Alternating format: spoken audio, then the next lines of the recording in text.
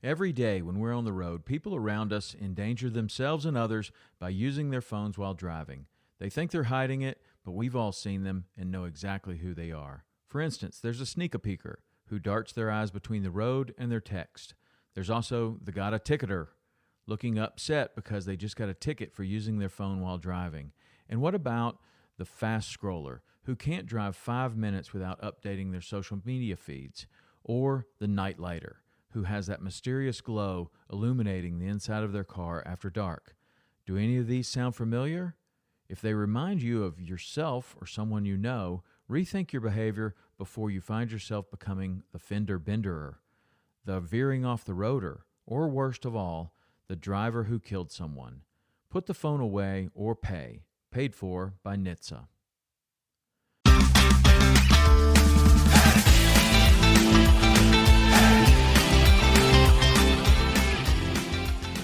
Hello and welcome to the Publicly Challenged Podcast. I'm your host, Luke Oswald, and I hope you join me on my quest for knowledge to become a better public land hunter, angler, and forager. Stick with this and who knows, maybe we will learn something together.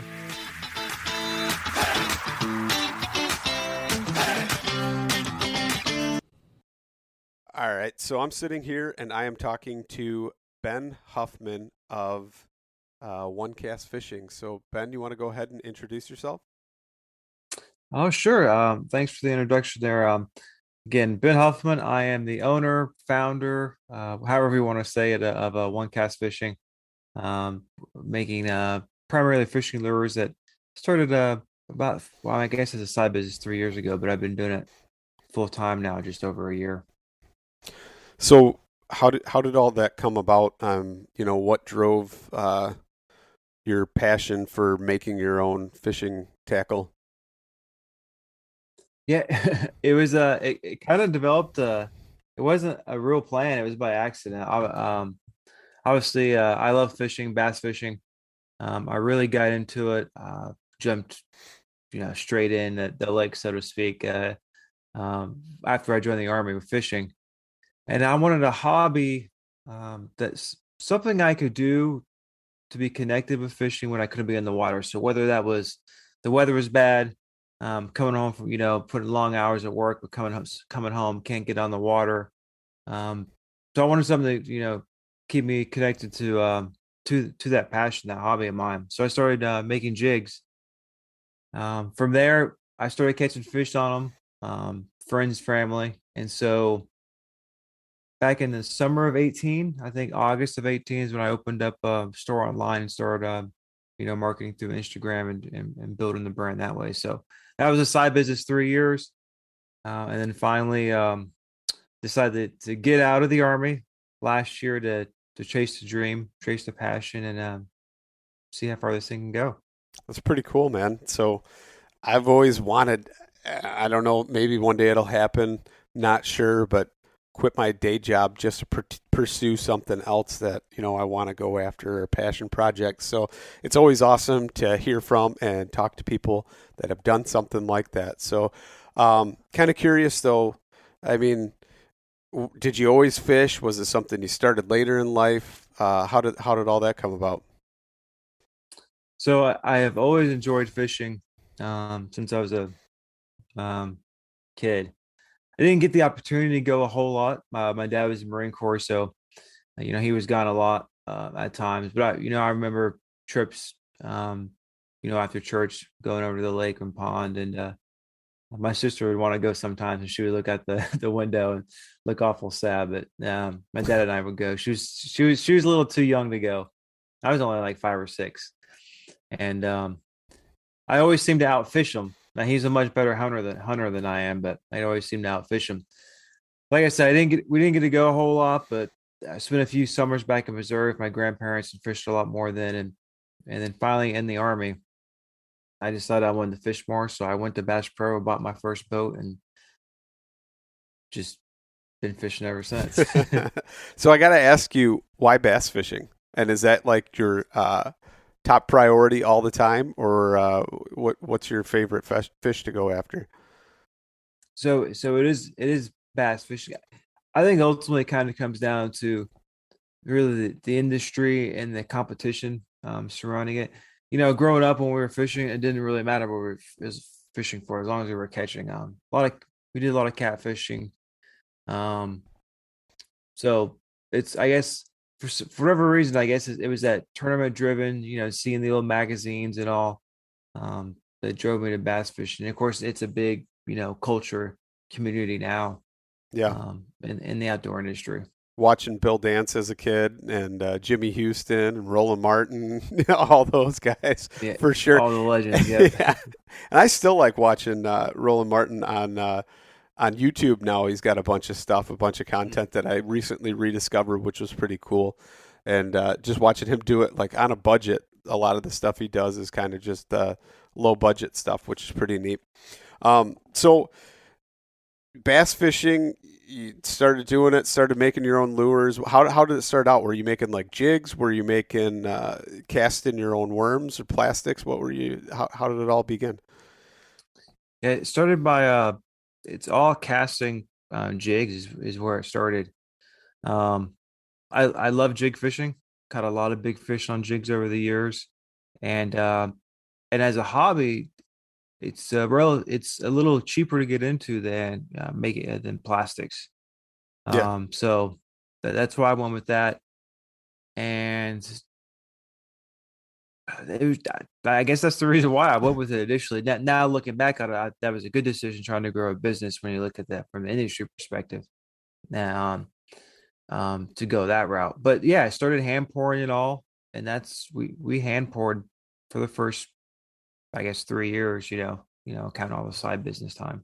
Are you pouring like lead, aluminum, tin? What are you pouring mostly?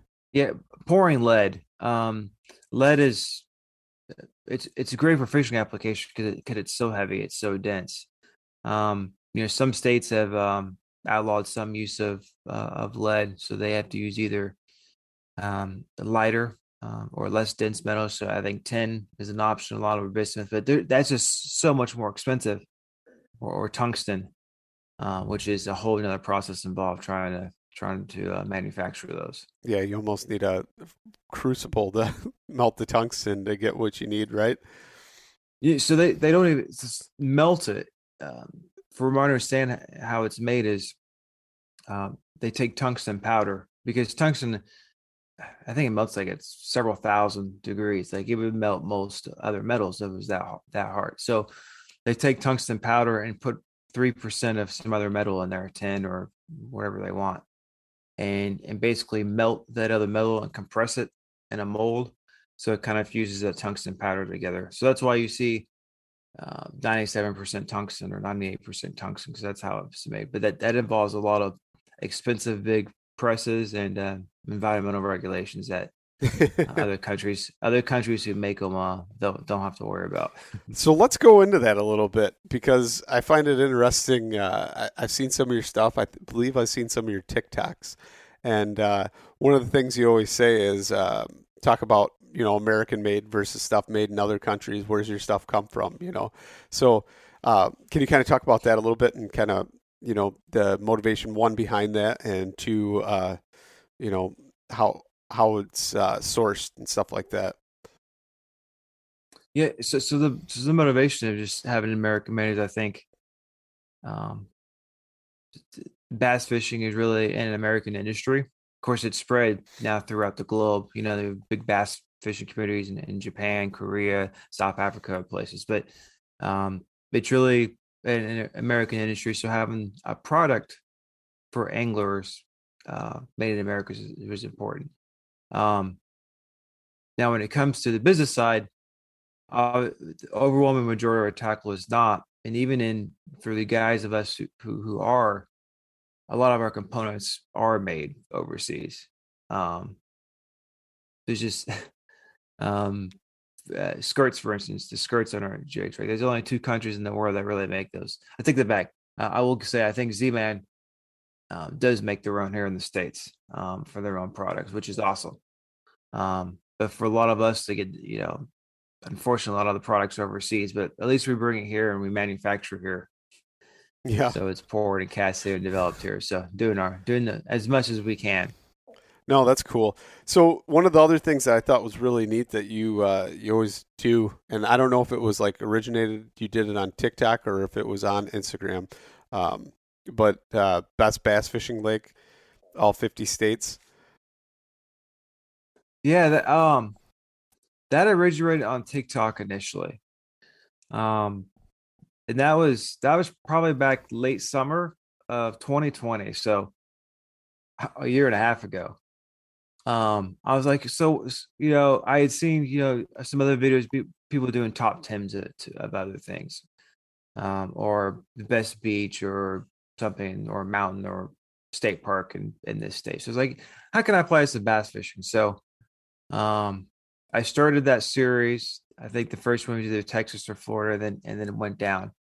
Um, it's interesting. After I did that consistently for probably a month or two, and then a lot of other creators picked it up. Started doing their own, which is great to see other people's thoughts. And then I took a long break, and then picked it back up, and then finished it out over the last. I finished it out late last year, and so it was probably like 9 months after that break that I finished it out. So it was definitely a fun series. So out of all those states, how many of them have you fished those lakes? Just kind of curious. Very few, very few. Unfortunately. So the way I chose the lakes, and I loved it because the conversation involved, everyone has their own opinion. A lot of it comes down to personal preference. Um, so a lot of the states that I have fished, bodies of waters like North Carolina, South Carolina, Florida, Missouri, I kind of had an idea in my head which uh, is my favorite. Um, for the other states, it was research on um, with fish populations, looking at tournament weights, how the pros did their bucket list lakes type of thing. So um, I threw all those in there, and it's ultimately my list. So I kind of chose the best one was the one that I would want to fish if I was going to that state. So that's kind of how the list was developed. So out of all those states and lakes, if you could pick a couple of them, what would they be to fish if you haven't fished them yet?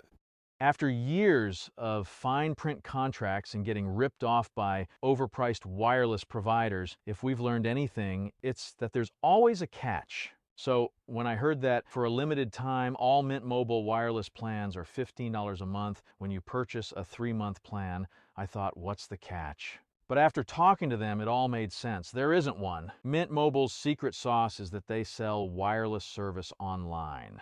They cut out the cost of retail stores and pass those sweet savings directly to you. All plans come with high-speed data and unlimited talk and text delivered on the nation's largest 5G network. To get this new customer offer, go to mintmobile.com/waypoint. $45 upfront payment required, equivalent to $15 a month. New customers on first 3-month plan only. Speed slower above 40 gigabytes on unlimited plan. Additional taxes, fees, and restrictions apply. See Mint Mobile for details. Oh man, so many. Um, definitely one of the Tennessee River Lakes. Probably Gunnersville. It used to be Kentucky Lake years ago, but they've had the fishing's got to rebound a little bit better after a few years. They've had a few bad years, so probably Gunnersville. You go out to Toho, the Toho lakes just in Florida. That's the one chain I haven't really fished. Um, and then probably probably Sam Rayburn, Lake Fork, or I guess OHIV actually probably the one I would choose now. After I did that video from Texas, which I think was the very first or second one, OHIV's had so many 12 and 14 pound bass caught over the last 18 months that I'd probably have to add that one on the list because there's a huge possibility of landing a fish of a lifetime there. So my dad's got a place out in Lake Fork, and I guess right now the water level, they had to do something. I don't know if they had to drain the lake or it's low because of some dam or something, but I guess the water level is like 3 foot. He showed me a picture of his dock, and it's super, super low. So he says it's actually good because it concentrates the fish, so it's easier to get on them. But at the same time, I mean, over long term, that's not good for the fish. But so you could definitely Yeah, kind of concentrate on them and get on them easier right now. the Major League Fishing had their tournament out there last weekend, or at Lake Fork, and um, it was concentrating, but with all that standing timber out there, like they can be anywhere out there. So Yeah, they had some good days out there, and I think it got colder and colder, so it got tougher, as it went along. But there's also some big fish caught that lake definitely produces. yeah, for sure. Um, what's crazy is I've never even fished it. I've never even fished Lake Fork. It is you got to fish it if you there's a lot of double digit bass come out of that lake. Yeah, I've seen pictures of them too. So I mean, I know they're out there. I just never made time. So I'm kind of curious though. Like a lot of times you do like reviews of products and stuff like that. Is that from personal interest or just kind of trying to want to show people, what you can get? Or I've even seen some stuff that is like knockoff. That you had to buy it through a site in Japan or something like that, and you get it where it doesn't have the same label on it. How did all that even come about or start? Yeah, the reviews, a lot of that stemmed. I guess the very first thing I did for OneCast Fishing, I started a YouTube channel like 2017. So I made a few videos here and there. That's where I came up with the name of OneCast Fishing, and the video wise couldn't be consistent, with the Army and all, but that's what I originally started. And so in some of those, I would do reviews of reels, rods, etc. And I like doing that because I just like providing my my input on it. Maybe someone thinks like I think, and they can help them make a decision or regarding a product. So as for when you're talking about buying through another site in Japan, so products like Shimano, Daiwa, Megabass, they're all Japanese companies. A lot of their reels, they make the same model practically and sold in two different countries, and you can buy it from Japan and have it shipped here for a lot cheaper. Um, Depending on the model, sometimes a few $100. Um, the real difference is that your box it's in Japanese and not English for the most part. There's some slight differences, like the spool might be slightly smaller, holds like 10 less yards of line. And believe you don't have the warranty here if you do that. Otherwise, it's a lot cheaper way to sometimes buy almost the same product. So I'm kind of curious. So how did you figure that out? Is it something like you discovered on forums and people started talking about it? I'm kind of curious because I never would have thought to order something from a Japanese website, and ordering Yeah, it. yeah. So I that was probably when I was really starting to research Shimano's and looking at the differences a few years back. I was reading on probably a Shimano forum on maybe a Facebook page or something, and I saw that. Um, the same thing applies for tungsten. You can buy tungsten a lot cheaper straight from the source, um, because again, it's all made overseas, or the overwhelming majority of it is made overseas. I found out by just googling online in Alibaba. I mean, you can buy it from Alibaba and there's a lot actually probably I think some eBay stores that's what they're doing. So that was just searching on the internet trying to find a cheaper price on tungsten. No, that's pretty cool though. I would have never thought of that, and I would end up paying the full price on something if I really wanted it, I guess. Well, I do a lot. I do a lot still, anyways, because I only need one or two, and I don't want to buy that many in bulk. Or, oh, I'm in the aisle of fishing. I was like, oh, I need I need an extra one of these. So, Yeah. I usually end up doing that. So what's your favorite when you're actually fishing? Is it dependent upon like season or cycle of the fish as far as spawn, post spawn, all that kind of stuff that you're using different rigs?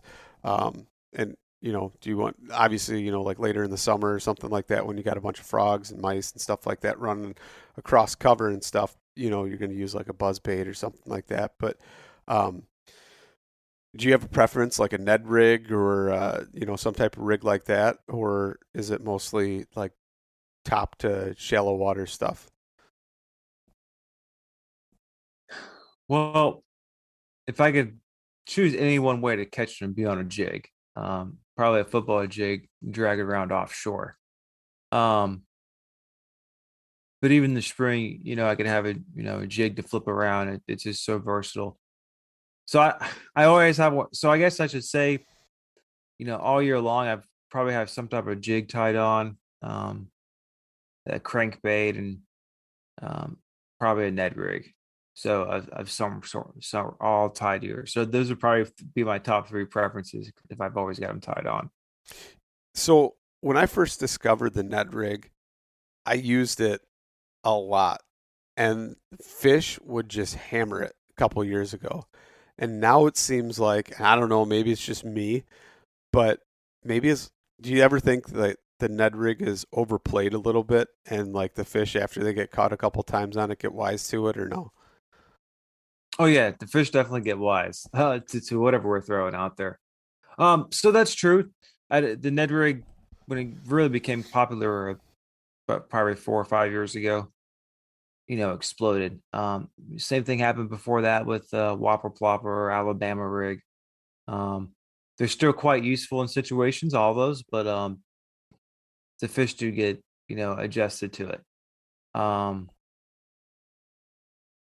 So yeah, so that I guess it depends. They do get smarter with it. So with that being said, is there anything else that's kind of new out there? Somebody's put a new spin on something that seems to be the new hot type of lure. Um, I don't think there's any really new hot lure out there. Really the big advance right now has been in sonar and forward facing sonar, and really the adaptation of the angler with that technology.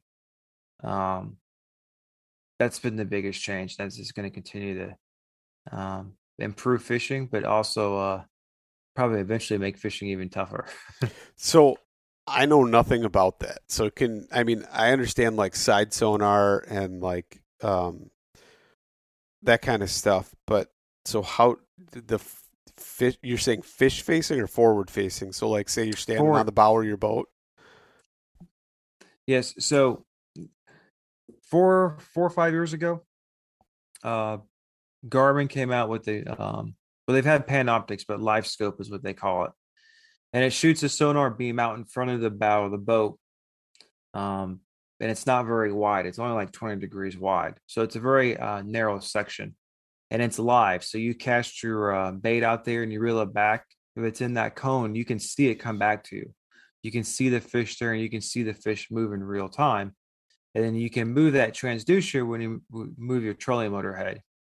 And so you can scan around and you can watch and you can pinpoint fish and pinpoint, specific pieces of structure you want to try to hit. So Garmin had that for the first few years.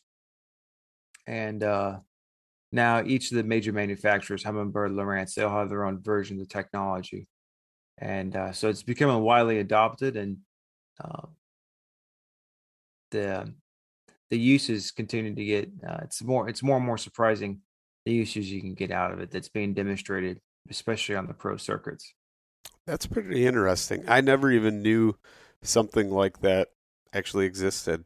Maybe I don't pay enough attention to the, newer stuff. Then again, I don't really use a lot of that stuff. A lot of the lakes I fish, smaller type strip mines, stuff like that. Good bass lakes sometimes. For, close to home or whatever. But honestly, my favorite thing to do is fish on the river for smallmouths. That is because they just hit and they fight and you can watch them flop Yeah. out of the water. It's not as fun as because something is really cool about watching a largemouth smack something and then jump up and just kind of grab it right out of the water, especially like when you get some cover on the water, like lily pads or something like that. And it's Mhm. almost like a shark attack, like Yes, very, very violent. Super violent, super cool. That's exciting. So I got to say, that's probably more exciting than the river.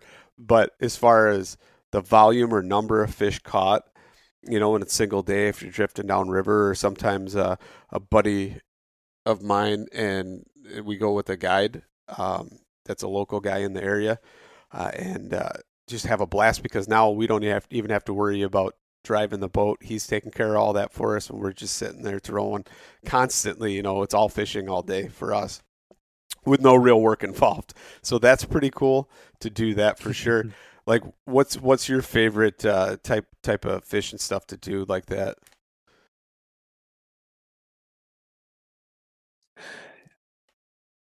I mean, I love going to different lakes because I've bass fishing, fish primarily lakes, but I like going to different bodies of water just to see the variation in habitat, and then trying to figure out that puzzle. Because bass and probably all species of fish, they've got seasonal patterns. They've got in certain temperaments, certain things that most of them do.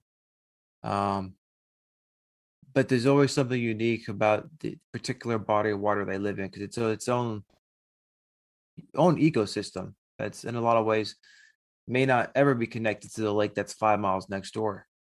So it's always a puzzle you got to try to figure out on a new body of water. Yeah. So speaking of that, then, like, what are some of the things you are looking for as far as the different features to try and hone in on the bass? Yes, if I go to a new lake, and I'm trying to figure out the best way to catch them. Yeah, first I'm going to look at the season we're in, their seasonal pattern they should be in. It's going to be based upon the time of the year and how warm that water temperature is. And from there, that kind of narrows me in kind of what phase the bass should be in: pre-spawn, post-spawn, spawn, fall transition, and etc. And then just you got to get out. Then you have to get out in the body of water, look at the water clarity, and based upon that, and then your contour lines on your map, try to figure out if you want to find an offshore or kind of bank bite, and then you just got to go graph around and try to find them, or you get a fish and try to figure it out and eliminate water. Yeah, no, that's good advice. So seasonally, as you're kind of chasing the bass, what are some of the things that you kind of gotta um, keep in mind when trying to target them different times of the year? So, in the wintertime, that they're usually out in deeper water or off the banks, kind of grouped up together a lot of times. Um, when the daylight gets long enough slash the water gets warm enough, those fish are going to move to the bank, and that's, to be honest, this movement phase can sometimes be difficult, and it's sometimes difficult for me to figure out. So they left their winter locations. Where are they at on their migration? What type of points or structures, and how far back and how much did they move? Um, and so it's a little frustrating trying to find them again. But once you find them, of course, you can get bit all the time. So it's just trying to follow their movement um, to the bank. Some bodies of water that they can go from out deep to on the bank seems like almost overnight, and other bodies it may take a few weeks for that. Yeah. So when when uh, when you're on the bank, I mean, are you looking? I guess it depends on the time of the day, right? For the different refraction of the light coming in and what type of cover to try and find them under. Yeah, I mean, time of day can play a huge role. Under low light conditions, those bass are more apt to roam around outside that cover, chasing bait, or more apt to go out and chase. When your moving bait comes by. Um, if the sun comes up under, so they can hide, tight to that cover, be snugged up against it. If it's windy, and sunny, they could be out moving more. Specifically, if it's windy, and cloudy, they can be moving it. So, I mean, there's so many factors involved. But that's kind of the general two general ways to look at it. So I got to ask you something. You mentioned earlier that your dad's a better hunter than you. So Yes. do you hunt often, and what do you kind of pursue? No, I try to go every deer season, go back to my parents' farm in Missouri and go. Um, I haven't, same thing growing up. We didn't always get the opportunity to hunt based upon what my dad was doing at the time. But it just seems like every time he goes out, it's like first morning, it just deer comes, walks right in front of him, and it goes down. Um, Me, it's always been much more of a struggle to harvest my deer, but um, that's kind of where that comes from. But when it comes to fishing, he can't, if he listens to this, he can't really cast a bait caster, so it makes it kind of difficult. I am not the best bait caster in the world either. And I think in the past it was mostly because I had cheaper bait casters and I just could never figure them out. And I'm sure nowadays they've got stuff that's so easy to cast. You don't even have to probably put your finger on the spool or let it glide over it anymore like you Hmm. used to. Because I could never figure out that pressure, and I'd end up with a bird's nest almost every time, and couldn't set the backlash just right to where it wouldn't do that. Is there anything out there that is pretty much dummy proof these days to where you could probably cast one and not have to worry about it? No, there's not even dummy proof one. I mean, I've even got the Shimano like Titanium DC, and I still backlash it. So uh, and that digital spool is supposed to help prevent that. So no, they can all backlash if you don't have them set right. It just takes practice trying to get used to it. Um, I mean, spinning reels they catch fish too. Um, uh, but most of our bass singers eventually go over just to some of the advantages of bait casters eventually once you get practice using them. So what's the advantages of a bait caster versus a spin caster then? Yeah, so a lot of it comes down to ergonomics. So that reel is right on that rod, so you can put your palm over it, you can hold it. Helps that weight on there helps balance a little bit better with the rod. And of course, in that line, uh, from the from the from the spool to the first guy, there's less of a distance between that and the rod, so it just helps it be more accurate. So um, bait casters are usually more accurate. You can be more efficient with them. You can fish faster with them, make more casts in the same amount of time. So those are a lot of the advantages of using a bait caster. So, okay, I got to ask you this then, because if I choose to go down the road of baitcaster, what the heck should I get then that would Um, I I get that question a lot. It all comes down to budget. What you want to spend. Because you can go absolutely crazy on these things. Um, or you can go like a $20, Walmart special. I mean, the range is huge. Uh, I would say pretty much all the major brands, the Luz, the Shimano's, the Abus around that $100 price point. They're all very good, and they're very very similar in quality. So I think it's the Revo for Abu. I think it's the SOX for Shimano, the loose speed spool. So they're all good, um, good options, and they're. I mean, I still use a couple of them today, so they're definitely they can last a long time. so if you wanted to go into like the mid-grade type of baitcaster, what would your the top number one or big best choice be? So I guess I would call what would mid grade be price or like I don't know, 150 like to 300 maybe 400 or something, 300. up to 3 or 400. For that, I guess a couple I would go with. I mean that Shimano Metanium I have. That's one of the ones I bought straight from Japan. That was 300.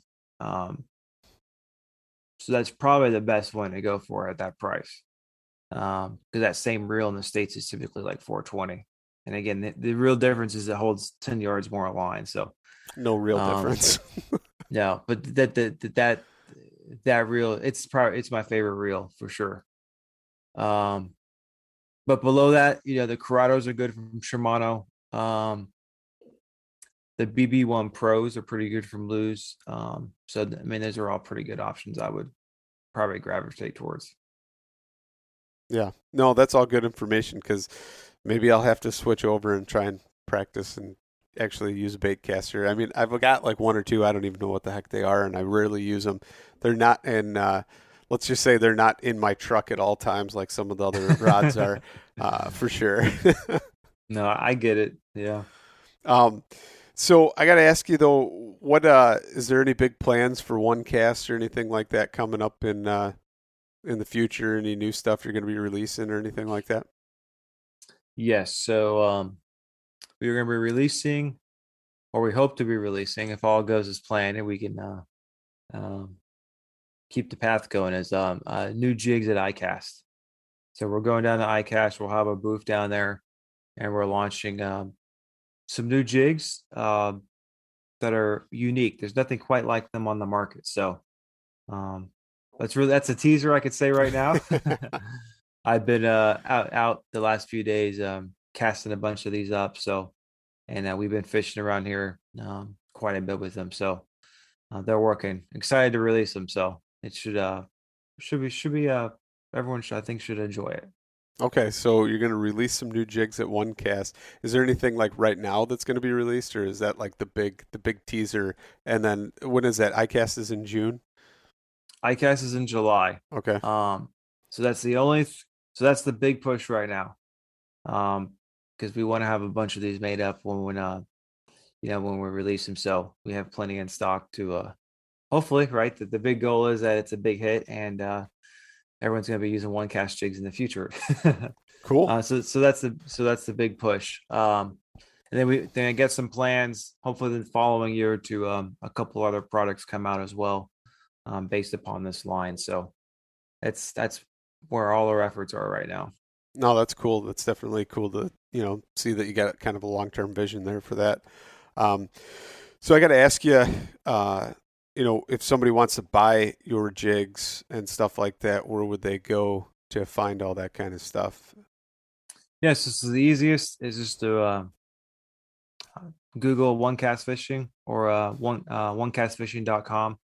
That takes you to the website. All our products are there. If you're also on Instagram, if you go to OneCast Fishing, you can go to our shop on Instagram. Same on Facebook as well. Shop through there, and I think on TikTok it's on. There's a shop on TikTok too that had under our page. So kind of versatile from whatever platform you want to use. Can you is it Google? Can you Google it and find it, or? Yeah, if you Google OneCast Fishing, it'll be the first one, or should be the first one that pops up. Okay, and so if they just want to find you and some of your cool content and all the fun stuff you've done, where would they find you? Same. TikTok, Instagram, YouTube, Facebook. It's all the same. Just OneCast Fishing. It's all. I think all the tags are the same across the board. No, that's pretty cool. Thanks for coming on and sharing, Ben. It's been fun, and thanks for the advice. I'm going to look into that a little bit more, and kind of excited to see those new jigs come out. Well, I appreciate it. I definitely enjoyed the conversation.